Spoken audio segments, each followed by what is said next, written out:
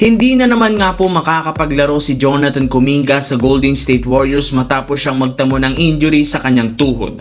Hindi na rin naman maganda ang pinapakita na itong performance at ito ang mismong rason bakit nagsilabasan na naman ang trade rumors sa kanya. Ngunit sa kabila niyan mukhang hindi rin naman mangyayari ang pagtanggal nila kay Kuminga. Ayon sa ibinulgar ng isang insider, mismong si Draymond Green na ang kumukontra sa front office ng Golden State sa trade ni Kuminga. Simula ng nagdaang off-season, malaki pa rin naman ang tiwala ni Draymond Green sa kakayahan at potensyal nito sa kabila ng malamyang laro. Kaya eto ang mismong dahilan bakit kahit gaano kadami ang nagsilabas ang trade rumors kay Kuminga, hindi pa rin naman siya natatanggal o nawawala sa team.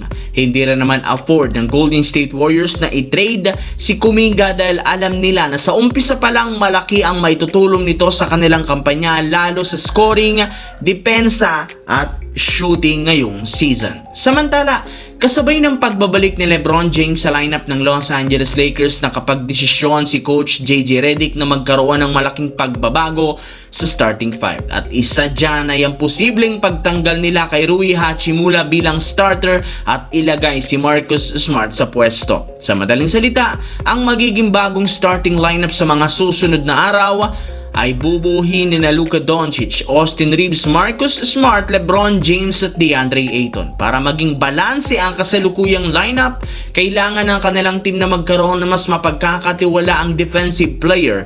Hindi kagaya kay Hachimura, magagamit nila si Marcus Smart bilang main defender ng best player ng kalaban. Kaya mas nakakapag-focus si LeBron, Luka at Reeves sa scoring, si Smart naman sa perimeter defense at gumagawa ng hustle plays at rebound. Kaya babagay talaga na maging bagong starter sina Luka, Reeves, LeBron, DeAndre Ayton kasama si Marcus Smart.